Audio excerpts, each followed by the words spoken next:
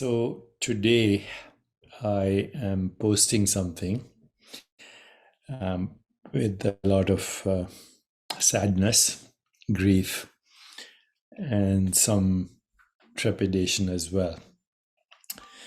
As we look at all the brutality and slaughter happening all over the world, but right now, of course, our attention is focused on what's happening in the Middle East. Before that, it was Ukraine and Russia. That conflict is still going on.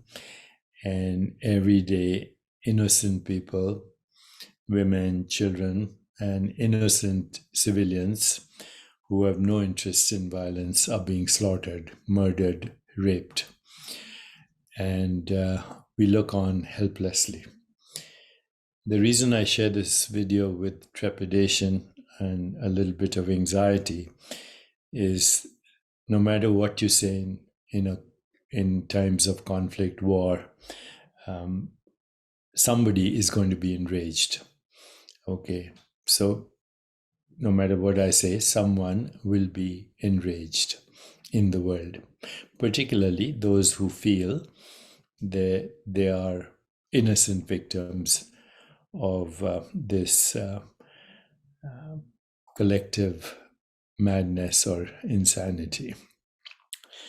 So today I would like to actually dissect a little bit with you, and would love your feedback, dissect the anatomy of recycled trauma and war and violence, and then also make an offer to everyone that's interested from the Chopra Foundation to help you individually right now, to have more peace in your life, in your family, in your relationships, in your ecosystem, hopefully in your community, and ultimately maybe help create that critical mass for a more peaceful, just, sustainable, healthier, and joyful world. All those things are inseparably linked to each other. Peace, social, economic, racial justice, sustainability, biological sustainability, sustainability of our planet, and ultimately our health and our capacity for joy, which is the only thing that actually will be the cure. A pandemic of joy is the only cure for a more peaceful, just, sustainable, healthier, and joyful world.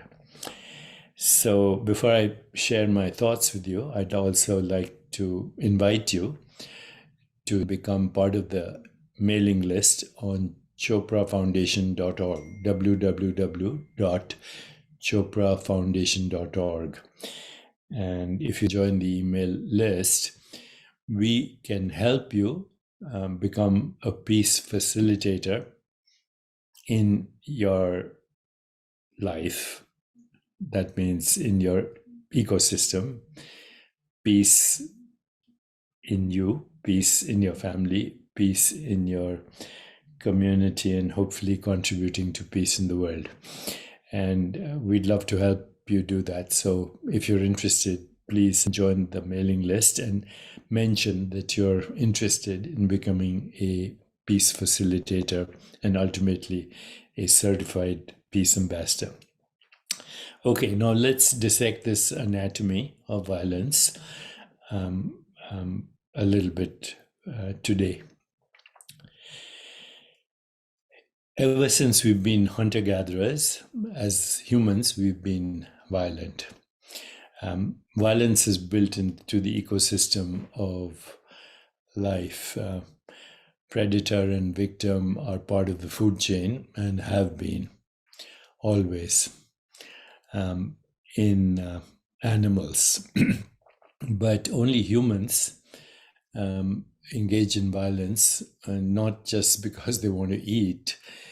They engage in violence over property rights, engage in violence over religion, engage in violence over ideology, engage in violence over money, engage in violence over ideas that we feel are right and others are wrong. And today, engage in violence more than ever in the name of religion or God. And that has been recycling since hunter gatherer times. All our movies are about violence, all our history is about war, all our entertainment are about, who's the winner, who's the loser. Star Wars 1, Star Wars 2, on and on. Even as we go into exploring intergalactic space and other planets, we're already thinking about, how we'll fight for rights on other planets. This is our collective insanity. So first of all, let's dissect this anatomy of violence. It always begins with trauma. And it doesn't matter who inflicts the trauma first, but trauma is always traced back to the experience of trauma. So every predator or every perpetrator also thinks, at least in their mind, that they are a victim. And victim and perpetrator are entangled in the recycling of trauma and violence that never seems to stop. Is there a way out? Okay, so let's dissect this a little bit. Trauma leads to anger. Anger leads to hostility. Hostility is the desire for revenge. And hostility leads to inflammation in the body-mind. And that hostility leads to the recycling of trauma again. If you have a little bit of a conscience, then there's a part of you who recognizes that this is a never-ending cycle, that the only way for us to feel safe in our families, in our personal life, in our community, the only way to feel safe is an authentic peace. And that authentic peace has actually never happened throughout history. So as we venture into new territory, let us explore this anatomy.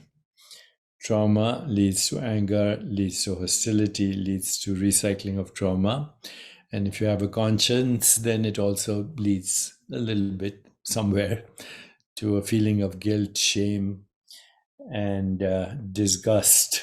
And ultimately, that leads to the depletion of energy that we call depression. And depression, stress, trauma, inflammation in our body mind collectively then continues to recycle trauma. So it's not a question of who started it first, because victim and perpetrator are entangled in a never-ending cycle. And every perpetrator also feels that they are the victim. Is there a way out? And the only way out is to first recognize that peace, authentic peace, is the only thing that will make us feel safe. Authentic peace is the only thing that will not only make us feel safe, but will bring prosperity to everyone, and will bring health to everyone, and will bring ultimately a sustainable planet. Those things are inseparable: peace, justice, sustainability, health, and the experience of joy. So if you want to engage in being a peace facilitator and ultimately peace certified peace ambassador from the Chopra Foundation, we're here to serve you. And what we will do is first explore how to reduce inflammation in the body mind as an individual, then slowly expand that to our families, to our communities, and to the world by being the change we want to see in the world. And this will require some patience, but it will also require an intense desire on our part to be healthy and sane and change the course of history, because history is not going to help us.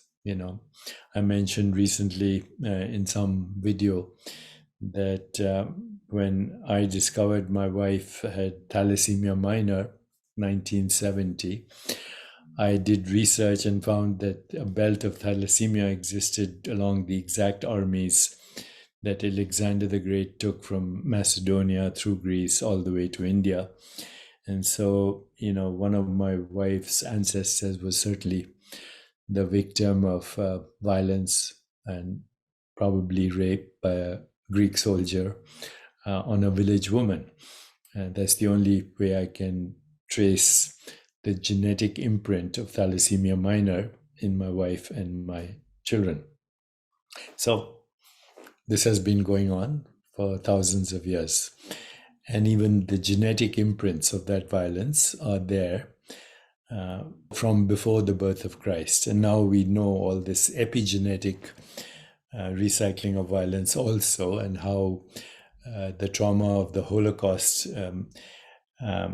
caused epigenetic changes in descendants who now have diabetes and metabolic syndrome and inflammation and chronic disease and increased susceptibility to all kinds of health problems, including Alzheimer's, diabetes, even cancer, and autoimmune illness. It's all connected. So if we take the approach that mental and physical well-being are important for all of us, then there is possibility of peace. And we also know that there are techniques for conflict resolution that actually work in small groups, but there's no reason why they shouldn't work in larger groups. But at this moment, I don't think it's possible for us to trust leaders or politicians or special interest groups, even as the wars go on in the Middle East, in Ukraine and elsewhere. The stocks and assets and the money and that weapons dealers and weapons companies and manufacturers have is all going up right now, and it's all karmically stained blood money. There are people who are making money over murder and rape and pillage and war and terrorism. And, taking sides is not going to help. It's only going to recycle. And there'll be special interest groups in the health lobby, in the weapons lobby, who'll make a lot of money as a result and maybe feel some guilt, but they'll move on. So I just want to conclude with this idea: can we indeed create a critical mass for a more peaceful, just, sustainable, healthier, and joyful world by being the change we want to see in the world? So I conclude this message by saying what I said a long time ago, that there is no way to peace. Peace is the way. And these thoughts were inspired by His Holiness, the Dalai Lama, who's also a good friend of mine and has been the victim of violence. His community has been the victim of violence, but he continues to be an ambassador for peace. If enough of us do that, we could probably make a difference. Let me know your thoughts, and God bless, and may peace be with you.